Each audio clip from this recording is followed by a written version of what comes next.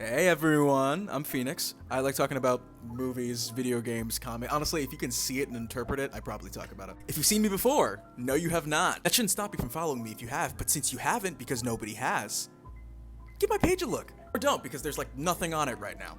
My point is, I just be talking, and now I have a microphone, so I'm making it like other people's problem. A little bit about me, I'm a writer, an actor, just a general asshole who's kind of pedantic about the things that he enjoys. So bring everyone, bring the kids. Don't bring the kid. The whole conceit of this entire page is just the idea of me introducing both myself and people who decide to watch to new forms of media, new interpretations of the media that they've already have seen, and just to, I don't know, man, have fun. I like talking about a lot of stuff. You're gonna see a pretty decent variety of things here. Today I've kind of decided to stick to something I'm a little bit, or way more familiar with, and talk about comics and comic book movies. Specifically, we're gonna be talking about the reading order for a character like Miles Morales. While I wouldn't say Peter Parker has lost any relevance these past few years, Miles Morales has kind of been the face of the cultural zeitgeist surrounding Spider-Man for the past 13 or so-ish years. Do you believe around 13 years ago, Peter Parker comics started getting really bad? Comics, and especially Spider-Man comics, are already kind of weird to read, so with the character that has 10 plus years of history, the water gets a little bit muddied about what's essential reading to understand the character and what's more superfluous stuff that kind of just happened in his history.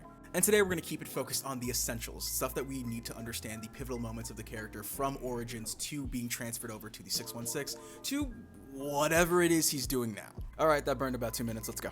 Alright, so I am going to start this by breaking my rule of not extra reading, because I do think Ultimate Fallout is pretty essential reading to understand the context in which Miles becomes Spider-Man. If you want, you can read Ultimate Spider-Man 160 to get the actual death of Peter Parker leading into Ultimate Fallout, but this kind of stint is mainly for context as opposed to it being like, if you don't read this, you're not going to get what's going on. Listen, you're about to hear Ultimate Spider-Man, Spider-Man Miles Morales, you're going to hear a lot of variations of the same title.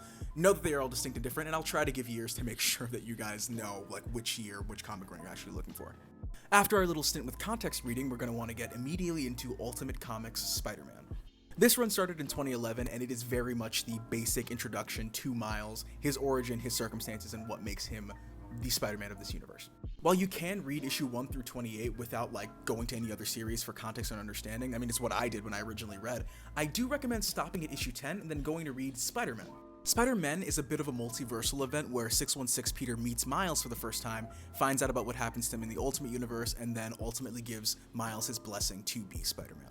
I think it's a really fun read-through. It's really well timed in terms of where it's happening in Miles' story, and I just love the interaction between Peter and Miles because it's like this Spider-Man who's realized and has all this experience and one who's still very much learning the ropes, and yet they have this camaraderie that we love to see, and we get to see that develop a lot more in like Spider-Verse and different events.